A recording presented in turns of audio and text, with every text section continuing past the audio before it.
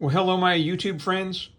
So, welcome to part 5 of this whole clutch cable saga. Even though it's only been a couple minutes, so I decided to go ahead and assemble it with the new cable, and I'll see what I can do about routing it. And yeah, I'll see what I can do about routing it. So anyway,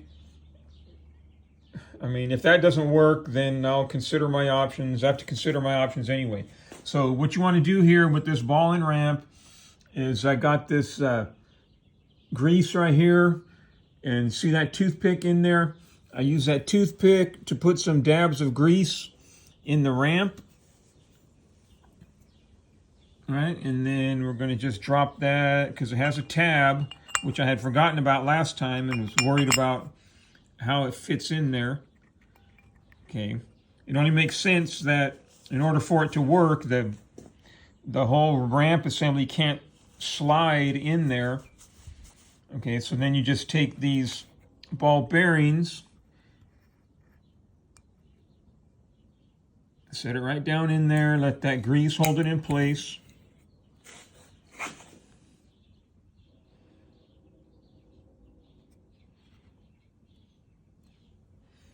At least that's what I did last time. And I don't know if the oil, the Harley factory transmission oil called Formula Plus, if it washes out that grease over time. You know, if it does, a little bit of grease ain't gonna hurt it. And if not, then they're being lubricated by the grease. Okay, now I have to assemble the other half. So I got to put that, hold on a second. All right, so I got the bottom ramp in with the 3 ball bearings, and they got some grease right there. Now, it's self-centering, right? Because the ramps are hollowed out, and they're going to go, right? It's going to go wherever it wants to. It's going to end up right there because the bottom, as you know, is held in place by that little extension. Okay, and 21 degrees is the angle of the ramp.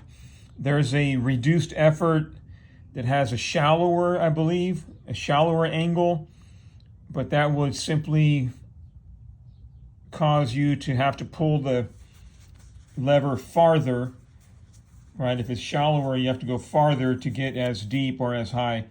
So anyway, so this piece right here, you're going to go underneath the cable, right? Let's pull the cable this way a little bit. Okay, now to get that on there, you're going to go underneath the cable. And then just like that, and then you're going to turn it over. And it's easier to take this top ramp out and get it hooked on there and then set it down. Now, in order for this cable to reach all the way, because it's got to be over there, you have to make sure that the adjuster is as short as it can be. Because what happened just now, you can see it kind of curves a little bit. While I was screwing in this fitting right here, it was lengthening the housing, and then the cable wasn't long enough, so that pissed me off. But then when I took a closer look at it, I saw that the adjuster had unscrewed itself. And I figured, I didn't know what the problem was, but I found that unusual that it was suddenly too short, because other than the extra 6.5 inches of length, all the dimensions are identical. Okay, so I'm going to use 2 hands. I'm going to pop this out, hook it on this, and then drop it back on there. And then I'm going to take this snap ring and I'm going to put it in like this with the sharp edge facing up. So in case this half of the ball and ramp wants to, there's nowhere for it to go but up. All right, so it's going to put pressure on this side. So you want the edge of the snap ring that's sharp, not the edge of the one that's rolled over, to bite in and resist being pushed. Okay, so it's going to go in like that, however I had it. Okay, so hold on a second.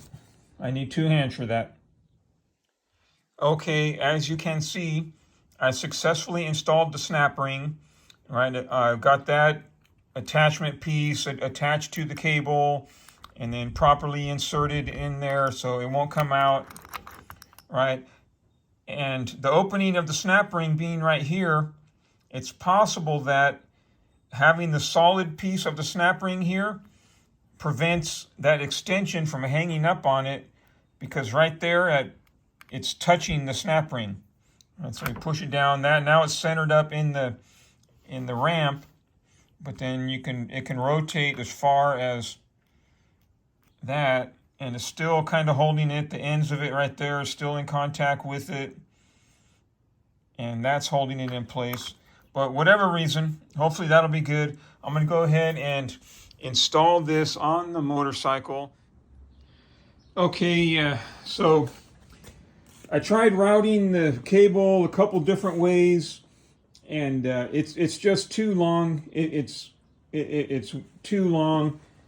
I mean, had it coming like way out here, out in the open, and then even kind of following the original route, it's still too long. You can see right here, right? It should be about right there, and it would be even. That's kind of too long, but I mean, if it's original proper length, then it can work and it can tie into place. But there's just no way. See, like right there is where it should end up, and it's hanging down there, rubbing on the fender. There's no way to route it to make it work. So I'm going to pull it off, and I just wasted a good gasket right there. Well, it might be okay. It's only been on there a few minutes because, right, you don't want to reuse gaskets when they've been compressed and then get an oil leak and dripping on your tire and cause you to crash, cause you to slide out. And then I wanted to test the amount of pressure required to compress these springs. And here's the Barnett pressure plate and this coil spring conversion. You can see the coil springs like right there behind this flat steel right there. And I thought I might be able to remove that through this derby cover opening, but it didn't look like it was going to. And even the factory one won't go in through that opening. So in order to switch back to the factory spring, I'm going to have to remove the whole side cover, drain out the fluid, which is no big deal, but a bunch of more work. I'm going to call it a day on this. I've been up since 9 o'clock last night. I'm getting a little tired. I was excited to work on it. Hopefully, I would be riding right now. But this whole big old box came right here. This whole huge box to deliver this little tiny box right there. Right? I mean, shopping online is so environmentally damaging. All that cardboard to ship this. I mean, it's such a waste. But I got that now. I can work on this tomorrow. I'm tired. I've been up. I've been up in this thing.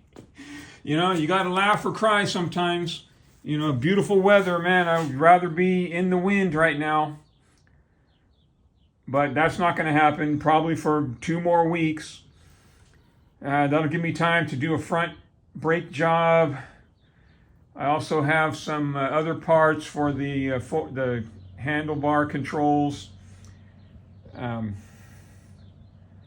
don't know, man. I'll let you know how it goes, whatever happens next with this whole nightmare. All right, my friends, you have a good day.